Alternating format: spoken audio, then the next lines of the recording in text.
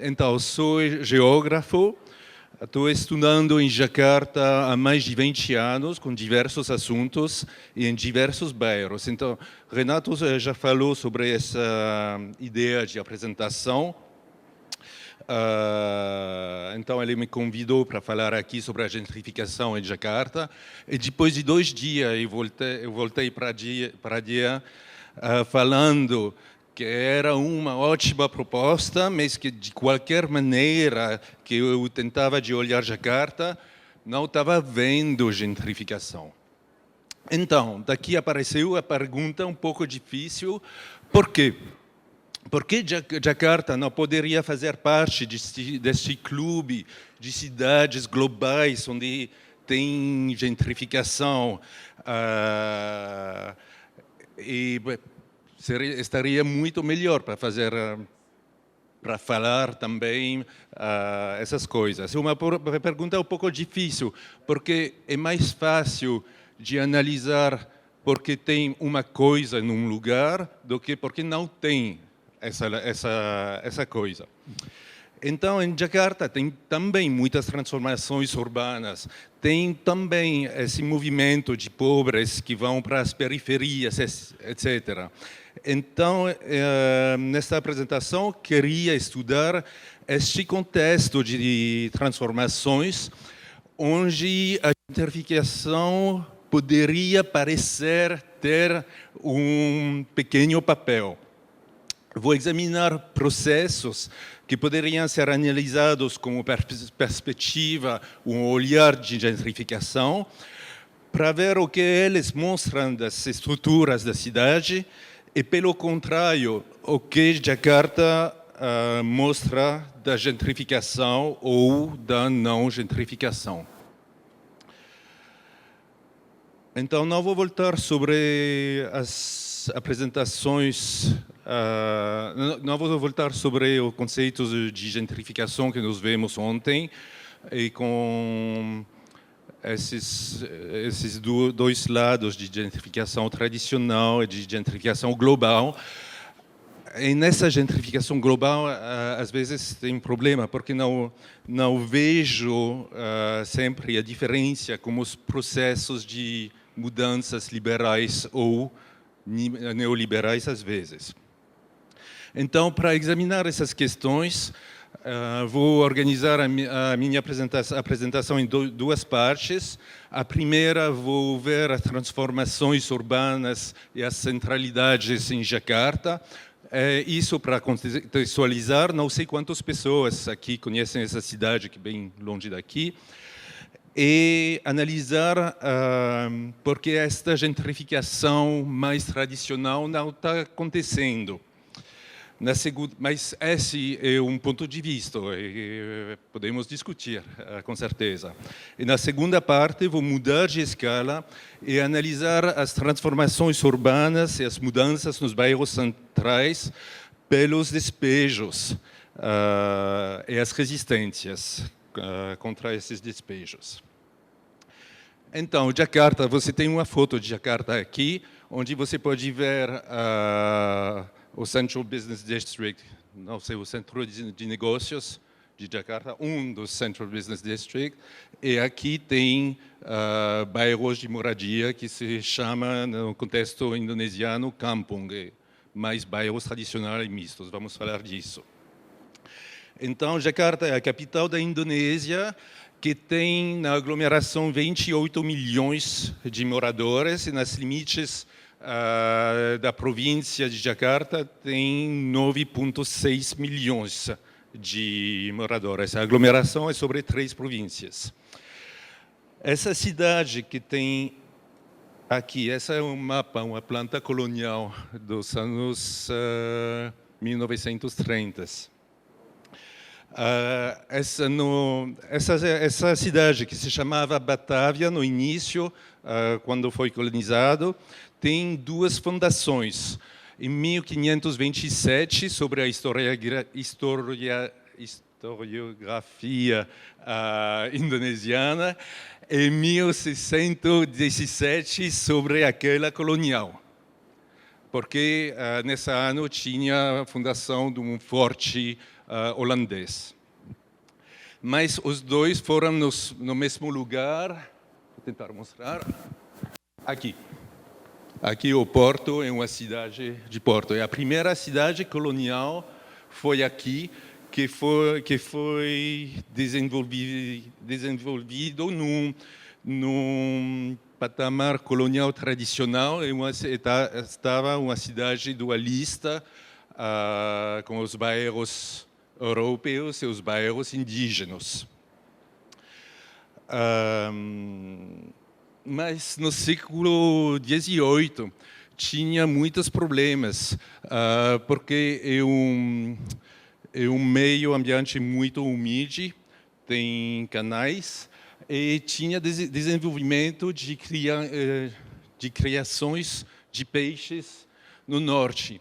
E de lá apareceram novas doenças, como a malária, e as pessoas morreram em Batavia nessa época.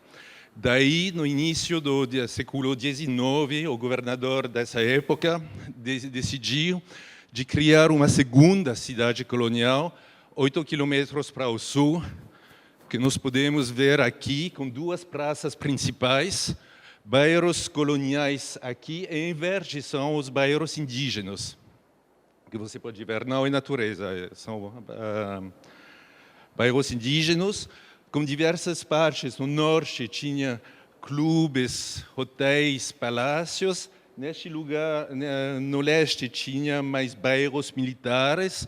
No sul, tinha também bairros de residência para os europeus. E aqui é um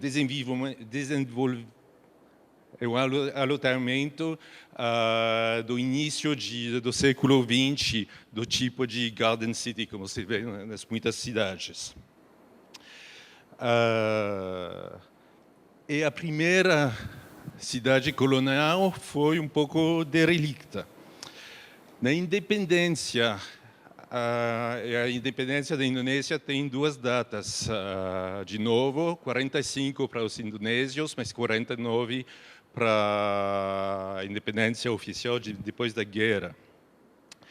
Então, o governo do presidente Sukarno começou a estender a capital fora dos símbolos coloniais.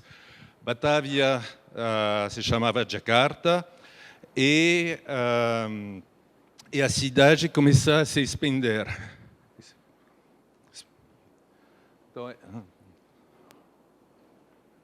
Então, aqui podemos ver a primeira cidade colonial, onde tem os prédios mais antigos. Aqui tem a segunda, e lá tem as novas avenidas que ele criou para desenvolver Jakarta fora desses símbolos, como se diz? Símbolos coloniais. Então, hoje em dia, a estrutura de Jakarta tem essa segunda cidade colonial que ainda tem prédios de governos. Tem essa expansão que é um tipo de Central Business District, mas tem muitos centros econômicos, e mais uma estrutura em redes. Os bairros de moradia são mistos. A maioria são mistos, com casas de pessoas mais ricas e casas mais pobres. Só tem alguns alojamentos que você pode ver aqui, lá que vamos ver no mapa seguinte, que são mais homogeneicos, mais ricos. Então, tem movimentos recentes nas transformação da cidade. Estes alojamentos têm também a verticalização e a fé que, acho, que as torres são mais densas que os bairros tradicionais de campos, mas nesses bairros tem densidades até 40 mil, até 60 mil moradores por quilômetro quadrado. E a outra fé é que a verticalização é modernidade. Então, para os ricos tem condomínios, tipo aqui, e para os pobres tem os apartamentos sociais. Aqui podemos ver, essa é uma mapa dos preços dos terrenos em Jakarta, e podemos ver a estrutura onde tem esses loteamentos. Esse é um parque, por isso é diferente, que tem lá planejados. Aqui tem este Central Business District. Aqui tem os antigos bairros da segunda cidade colonial, que foram de todos os tempos ricos. E aqui tem os bairros menos caros, que são de campos, de bairros tradicionais. E esses são os preços oficiais de moradia formal. Então, quais tipos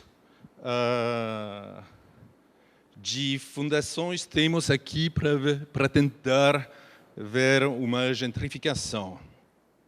Então, no norte, na cidade antiga, que é bem barata, como você pode ver, fica aqui. Temos vários prédios que estão um pouco em ruínas. Eu vou mostrar. Eu coloquei isso para essa verticalização. Estes são apartamentos sociais e este é uma propaganda do governo municipal para mostrar o futuro de Jakarta, que teria que ser assim. E essa é a primeira cidade colonial, a praça principal, com o que foi a prefeitura dessa época, que hoje é o Museu da História de Jakarta. E aqui poderíamos ver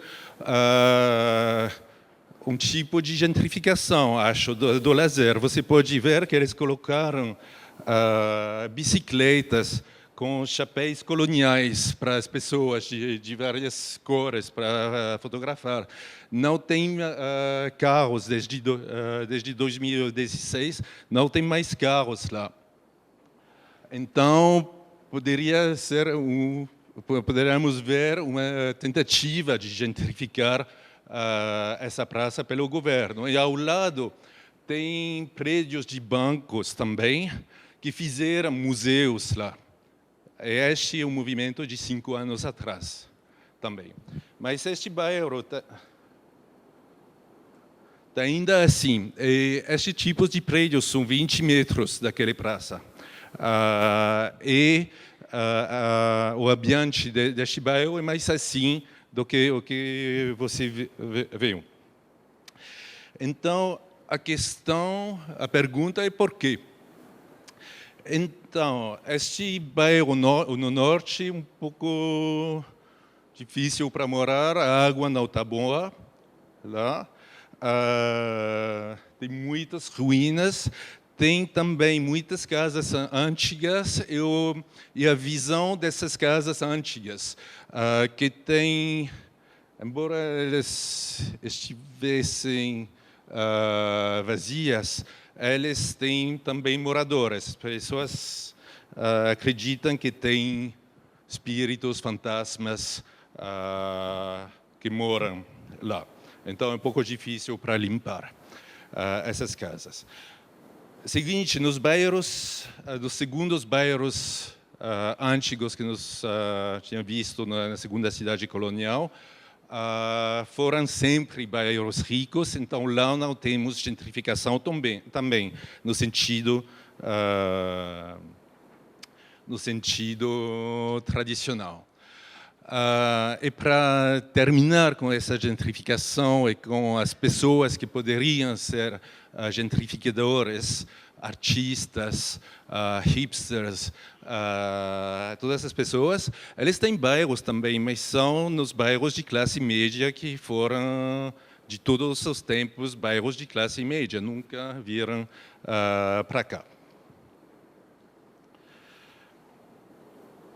Tenho 10 minutos? 5 minutos. Então, vou ir para a segunda parte para ver as transformações nos bairros centrais com os despejos e para tentar examinar essa questão de gentrificação global. Então, tem muitos exemplos de despejos em Jakarta e vou pegar um exemplo que é bem interessante, porque este caso poderia ser analisado como um caso de gentrificação ambiental. Então, é um bairro, estes são os campings, é um camping de novo, era neste bairro. Este bairro fica ao lado de um dos rios de Jakarta e tinha muitos problemas de inundações. E nesta zona, é muito centro, mas nessa zona, alguns anos, poderia ter até 7 metros de água, de inundação. Então, o governo começou a dizer que era a culpa dos moradores por causa do lixo e que não respeitaram o planejamento deste lugar, que eram terrenos públicos. Neste contexto, uma ONG se implanta lá no final dos anos 80, nos anos 90, com o objetivo, primeiro, de lutar contra a pobreza, de ajudar os pobres, e de ajudar eles a se organizar em caso de inundações. E depois, com a ameaça do governo, desde os anos 2010, ela virá para lutar contra o despejo deste bairro. Porque tinha o governo em Jakarta tinha muitas políticas sobre esses campings, políticas de renovação desde os anos 60, que foram pegadas para o Banco Mundial como exemplo, o Camping Improvement Program. Era um programa para reabilitar, para fazer infraestruturas nos campings, mas desde os anos 2000 e 2010 tinha a ideia que os pobres teriam que morar nessas torres. Então, de lá começou uma luta. De um lado, o governo estava exposando que o bairro estava a causa das inundações, por causa do lixo, estava perto do rio. Que tinha que ajudar estes pobres que estavam nestas áreas, nessas zonas. Sobre a ONG, ele estava falando que não estava representando os moradores, mas estava só trabalhando para o interesse dela própria. Este é um argumento tradicional para como se diz, para desqualificar uma ONG. E, enfim, no final, que estava nos terrenos públicos e sem títulos de propriedade ou direitos de uso. Do lado da ONG, ela estava implantada no bairro, ela estava tentando de fazer recursos judiciais num país com muita corrupção, lutando. Eles disseram que tinha alguns moradores que tinham títulos oficiais de propriedade e tentando também de usar relações mais informais, tinha candidatos para as presidenciais, para o governador, que vieram neste bairro para mostrar que eles cuidaram da pobreza que encontraram com essa ONG. Essa ONG lutava também com acadêmicos. Tem muitos estudos sobre este lugar, é um lugar dos mais pesquisados em Jakarta. Eles fizeram também propostas alternativas com estes prédios no sítio, com palafitas, se chama? Mas o governador, 2 anos atrás, expulsou, despejou eles. E podemos ver, este é não sei como se chama, mas é da Municipalidade de Jakarta. E 2 anos atrás, eles fizeram processos na justiça, 2 anos depois, então 4 meses atrás. E eles ganharam, mas foram despejados. E tem outras ONGs que fizeram também acordos com os candidatos. Tinha, o ano passado, uma eleição do governador, e antes, quando eles eram candidatos, eles fizeram contratos para alguns campos que eram despejados para reconstruir. E isso é uma foto de um lugar que estava moradia antes, foi despejado e agora eles estão construindo um pequeno abrigo. Então, este mostra a questão, os problemas da luta, da resistência e tudo isso. Então, o que podemos dizer de tudo isso? Que nos processos de transformações da cidade tem muitas coisas que poderiam ser interpretadas como gentrificação, mas que este conceito não sempre funciona. Aqui, podíamos ver essa questão de gentrificação ambiental, mas atrás ou em frente de dessa questão tem muitos outros problemas que a questão da só a gentrificação não permite de ver. E no caso de Jakarta, a gentrificação aparece quase como um conceito criado no norte para entender os processos de transformações urbanas.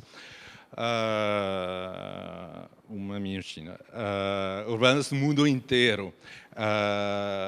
E para funcionar, porque não funcionava essa gentrificação tradicional, tenho a impressão que foi criada esse conceito de gentrificação global para generalizar este conceito e que poderia ser aplicado nos todos os lugares. Então, em alguns bairros de Paris, Londres ou Nova York pode ser, mas em Jakarta é um pouco difícil, porque é uma cidade onde a maioria é pobre, não tem muita população rica que queria morar nos outros bairros, e para a gentrificação precisa também de gentrificadores. E isso é um problema. E para transformar a cidade tem processos de transformações muito mais violentos do que essa gentrificação, que é uma período de transição nessa mudança. Obrigado.